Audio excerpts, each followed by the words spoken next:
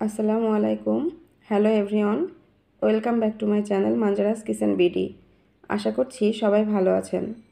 আজ আপনাদের জন্য নিয়ে এসেছি আলুর খুবই ইউনিক একটি চপের রেসিপি, যেটা কোনো রকম আলু সিদ্ধ করা বা ভর্তা মাখানোর ঝামেলা ছাড়াই খুব সহজেই বানিয়ে নেওয়া যায়। তো চলুন দেরি না করে রেসিপিটি দেখে নিই।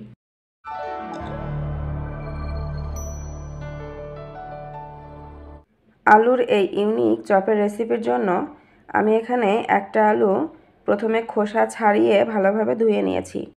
তারপর আলুটা এরকম পাতলা পাতলা স্লাইস করে কেটে নিয়েছি। এখানে এই আলুগুলো এমন পাতলা পাতলা স্লাইস করে কাটতে হবে। এখন এখানে দিয়ে দিচ্ছি সামান্য পরিমাণে লবণ। লবণটা আলুর সাথে ভালোভাবে মাখিয়ে নিচ্ছি। লবণটা ভালোভাবে মাখানোর পরে এটা একটা ঢাকনা দিয়ে ঢেকে রেখে দিব 10 থেকে 15 মিনিটের জন্য। এতে আলুর ভিতরে ভালোভাবে লবণ প্রবেশ করবে এবং আলুর ভিতর থেকে এক্সট্রা পানিটা বের হয়ে আসবে। ফিরে এলাম 15 মিনিট পর। দেখুন আলু থেকে বেশ খানিকটা পানি ছেড়ে দিয়েছে। এখন এই পানিটা ফেলে দিব। এরপর আলুগুলো আরেকটু চিপে এর থেকে পানি বের করে নিব। এই পর্যায়ে একটা টিস্যু অথবা পাতলা কাপড়ের সাহায্যে আলু থেকে এক্সট্রা পানিটা মুছে নিচ্ছি। এখন চপগুলো বানানোর জন্য বেসনের ব্যাটার বানিয়ে নিব। তার জন্য একটা মিক্সিং বোল নিয়ে নিয়েছি। প্রথমে নিয়ে নিচ্ছি হাফ কাপ পরিমাণ বেসন। এর মধ্যে দিয়ে দিচ্ছি 2 টেবিল চামচ চাউলের গুঁড়া। চাউলের গুঁড়া দেওয়ার ফলে চপগুলো খেতে মুচমুচে হবে। এরপর দিয়ে দিচ্ছি স্বাদমতো লবণ। দিচ্ছি সামান্য হলুদের গুঁড়া, শুকনা মরিচের গুঁড়া, সাথে দিচ্ছি ধনিয়া গুঁড়া ও সামান্য ভাজা জিরার গুঁড়া। এগুলো চামচের সাহায্যে ভালোভাবে মিশিয়ে নিচ্ছি। কিছু সময় মিশিয়ে নিয়ে এখন এখানে অ্যাড করছি পানি। পানিটা অল্প অল্প করে দিতে হবে, একবারে বেশি পানি দিয়ে দেওয়া যাবে না। এরপর চামচের সাহায্যে এটা খুব ভালোভাবে বিট করে নিতে হবে। খেয়াল রাখতে হবে এর মধ্যে বেসনের কোনো দলা যেন থেকে না যায়। এটা নাড়তে নাড়তে ঠিক এমন একটা কনসিস্টেন্সি আসলে বুঝতে হবে ব্যাটারটা রেডি। এখন এটা ঢাকনা দিয়ে 10 মিনিটের জন্য ঢেকে রেখে দিব।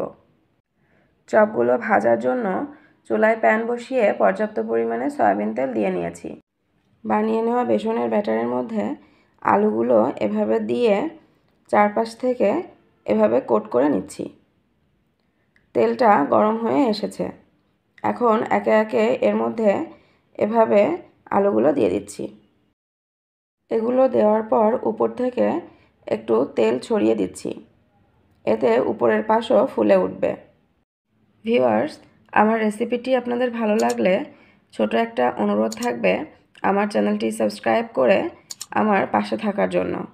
দেখুন চপগুলো নিচের পাশ গোল্ডেন ব্রাউন কালার হয়ে গেছে। এখন এগুলো একে একে উল্টে দিচ্ছি উপরের পাশ ভাজার জন্য। এগুলো বানাতে খুব বেশি সময়ের প্রয়োজন হয় না। মোটামুটি 2 থেকে 3 মিনিটের মতো সময় নিয়ে এগুলো ভেজে নিতে হয়।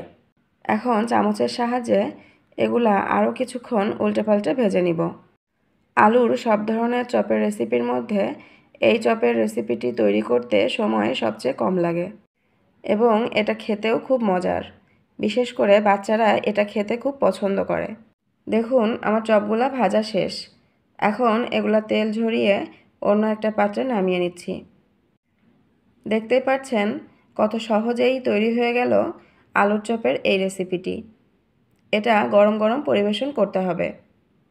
দেখুন ভিউয়ার্স, চপগুলো কতটা সুন্দর দেখাচ্ছে এবং এগুলো খেতেও অনেক মজার। একটা ভেঙে আপনাদের দেখাচ্ছি।